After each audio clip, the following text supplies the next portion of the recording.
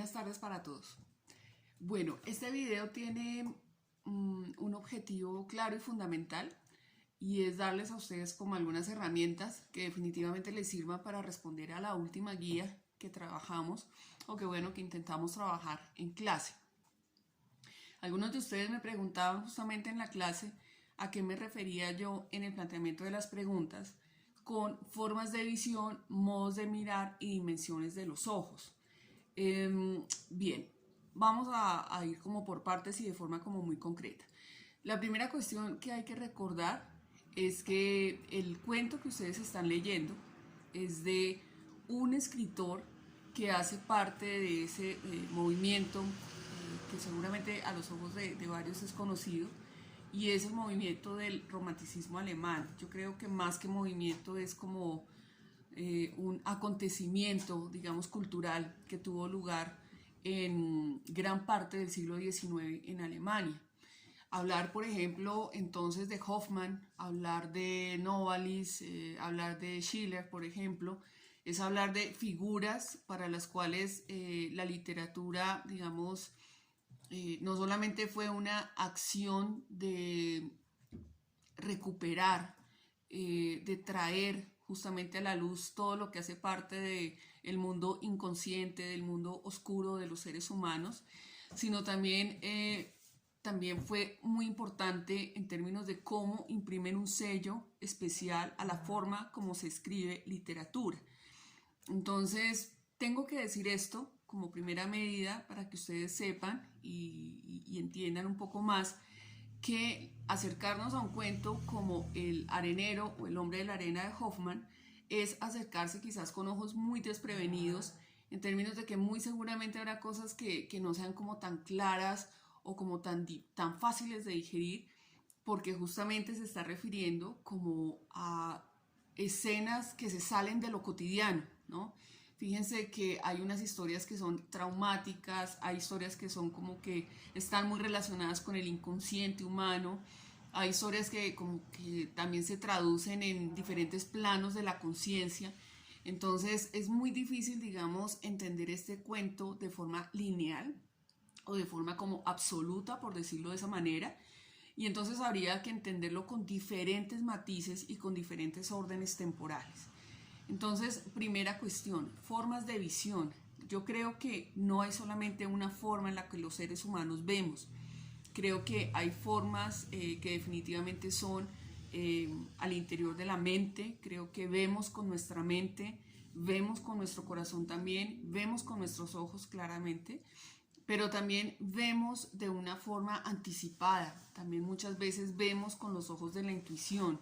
Entonces, la forma de ver no es solamente física, no es solamente aquella que se puede, digamos, evidenciar con los ojos, con nuestra mirada.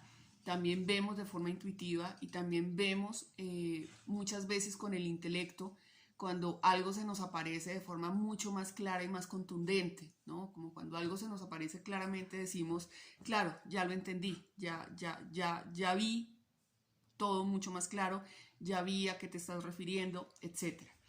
Entonces las formas de visión tienen que ver justamente con esos cambios, con esas diferentes maneras en las que nos apropiamos del fenómeno perceptible, ¿sí? Lo segundo, los modos de mirar. Yo creo que entre ver y mirar sí hay una diferencia bien curiosa, y es que mientras que el ver puede estar más relacionado con una actitud o una actividad espiritual, el mirar tendría que ver más como con una detención, como con un detenerse en las cosas un poco. Y en ese sentido, pues lo curioso es que la mirada quizás tendría un poco más de relación con la manera como aprehendemos un objeto, ¿ya?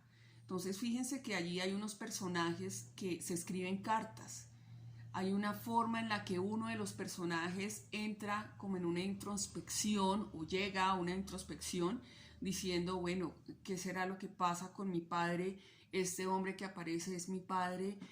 Yo recibía como algunos cuentos que me aterraban. ¿Qué es eso? ¿Qué es lo que está pasando conmigo? Entonces el que mira también de alguna forma es espectador de sí mismo. Lo dijimos un poco en clase. Y finalmente las dimensiones de los ojos tienen que ver, y acá no quiero pues decirles todo para que lo respondan de manera directa y literal como yo lo estoy diciendo, los ojos tienen que ver justamente como con el quid o la esencia del cuento. Fíjense que tenemos la figura de aquel ser que llega a devorar los ojos de los seres humanos. Tenemos la idea también del que hace lentes. Tenemos la idea también de Olimpia, que mira fijamente todo el tiempo, desdibuja un poco la identidad de Nathaniel, ¿no? Entonces eso también se nos aparece como un hecho siniestro. O sea, lo que les estoy pidiendo, digamos, es que revisen, diferencien qué es ver, qué es mirar, qué son los ojos, ¿ok? Son tres instancias distintas.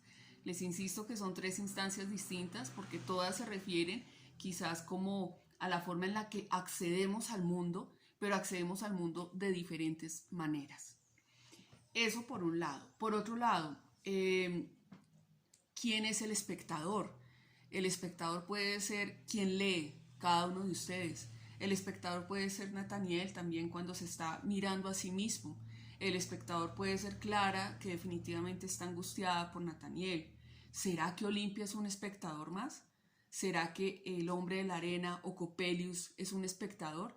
Mal haría yo en responderles esa pregunta. Más bien el esfuerzo es de cada uno de ustedes revisar si los modos de mirar, si los modos de ver o las formas en las que aparecen los ojos en el cuento les dan a ustedes intuiciones, ¿sí? O insumos para suponer cuál es la figura del espectador, que ese ha sido como el tema que hemos abordado en esta segunda parte de nuestro curso de estética.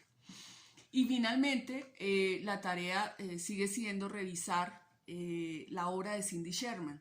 Cindy Sherman no solamente tiene una obra específica con muñecas, Cindy Sherman también tiene fotografía de otro tipo de escenas que no son solo muñecas, tiene otro tipo de escenas que cobran vida justamente con la forma como los seres humanos vemos la realidad, ¿sí?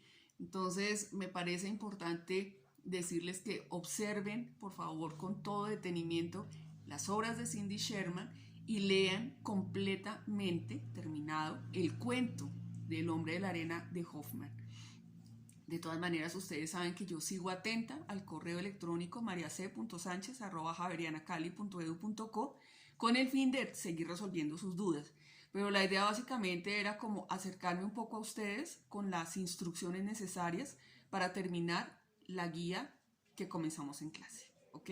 Entonces nos vemos la siguiente clase con la guía terminada, con el cuento terminado y no olviden que estoy atenta a todas sus observaciones y preguntas. Hasta pronto.